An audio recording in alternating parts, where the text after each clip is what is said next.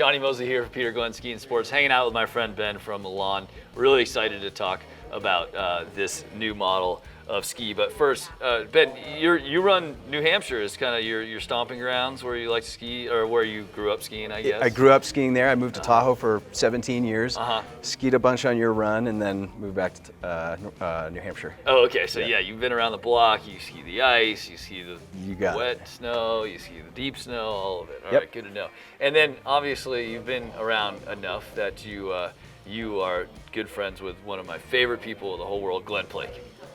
Yes. And if you told 10-year-old me that I was going to be friends with Glenn Plake at some point, I would have called you crazy. Yeah.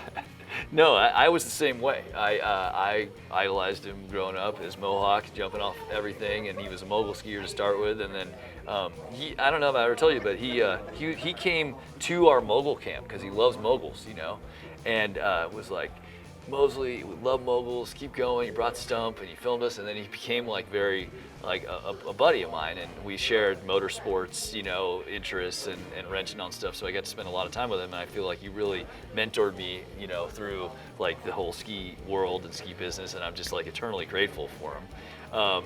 And it's so cool to see him working with Elan and helping develop skis. I know he's had a hand in all the skis in the line, but now he's got his signature on a ski. His first signature model, which is crazy to think, right? Yeah, Like you said, he's been at it forever, and now is when it happened. I didn't realize that. He never had a signature model? He'll tell you maybe a little otherwise, that he's like, I think my name was here on an old ski, but no, this is his baby from start to finish. Oh, that's cool.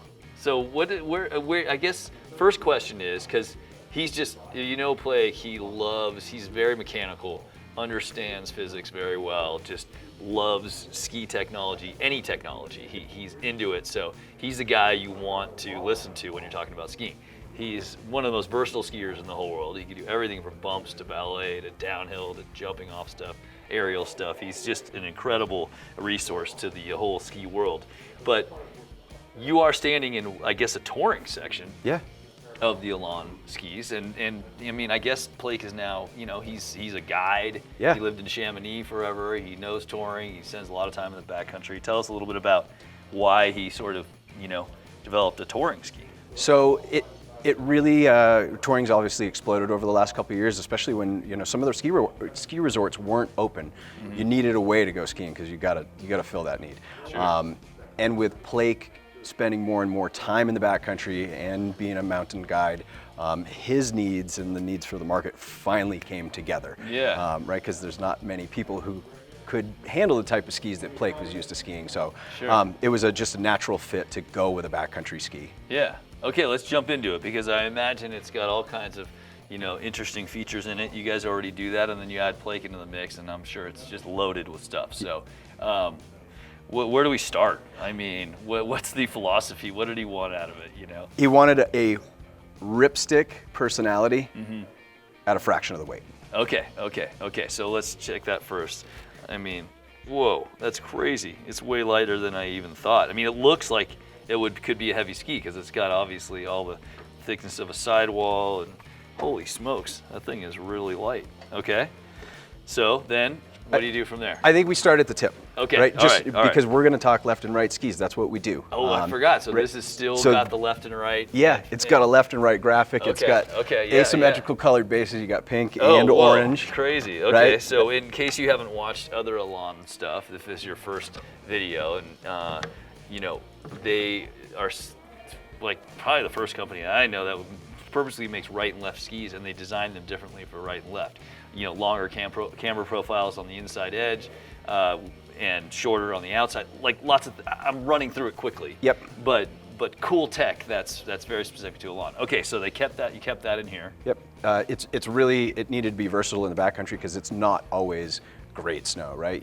You have as much chance skiing refrozen spring snow or wind-affected snow. Sure. So amphibio profile just makes it easier to ski, right? It's really maneuverable. It's got good flotation. Yeah. Okay. I think the next thing we want to talk about is the carbon bridge technology. Okay. So carbon bridge is kind of a combination of ways to use carbon. We use a carbon laminate on the top and bottom through the center of the ski, and then a carbon rod, so a solid carbon rod, Yeah. down the center of the ski, and that's what you see here. It travels underneath the laminate and back out in the tail. So it's all one piece, and that gives the ski good vibration dampening properties, and it gives it that smooth ride without being heavy. Got it. The other part of that would be the profile of the ski is drastically thinner. That's why you see the carbon rod on Yeah, here. because this does exist in most all their ripsticks, but you don't see it because the ski is thicker. So you obviously trim down the front of the ski. Yep. So you Yeah. start taking a lot of weight off a Right. ski, or you start making it really thin. Sure. You've got to figure out a way to keep it stable. Yeah, that's really cool. Okay, and then basic stuff now that is now basic. Obviously, it has some early rise, has some rocker. Yep. Which Blake eventually came around on. Yep. Likes it. Finally. Finally.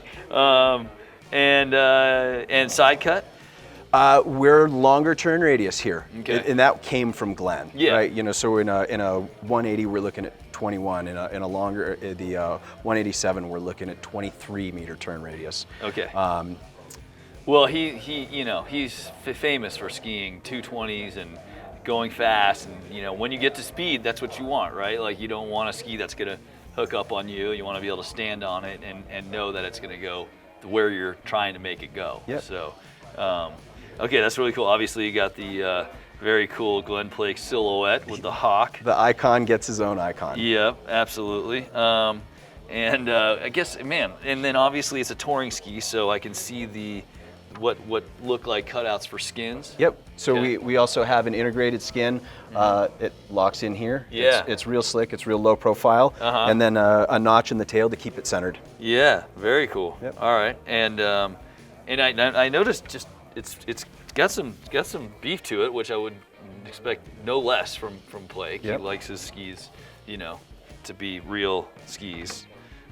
So how do you achieve that in such a light ski? Poplar and Polonia blend. Okay. Right, so we have a medium density wood and we have a light density wood, and blend them together so that the ski has plenty of power, Yeah. but it doesn't become too heavy to be efficient on the uphill. Okay. And cool. it's got that really good edgy feel that is Yeah. really enhanced with the 360 sidewall. So. Okay, yeah, you were saying what is 360 sidewall? So basically, we've taken a traditional box construction that you look at, it's a rectangle. Yeah. If you look at the cross section of this ski, it's a trapezoid shape. Okay. So the sidewalls were beveled in like this. Yeah. That allowed us to remove weight around the perimeter of the ski because Okay. really, we wanted to build a lighter ski so that it's more comfortable to tour on. Sure. Sure. But we also need it to have good edge grip, so when you do find that hard snow, Yeah. that it's still confident on the descent, especially in the places that he's skiing. Yeah, looks cool. And how do you size it? What's the trick to sizing this thing? Is it head high?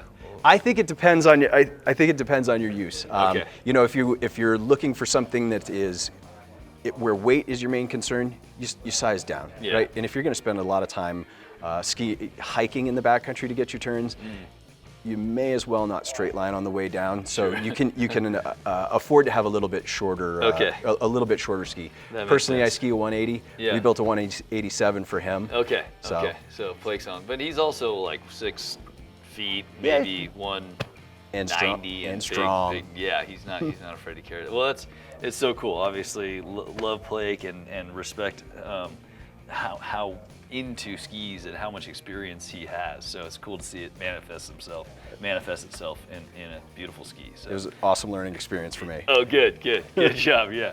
All right. Thanks, Ben. PeterGlenn.com. You can check out the ski. You can buy it, or you can go in the shop and get hands on it. Check out the ridges, and go get it. Have a great winter. Cheers.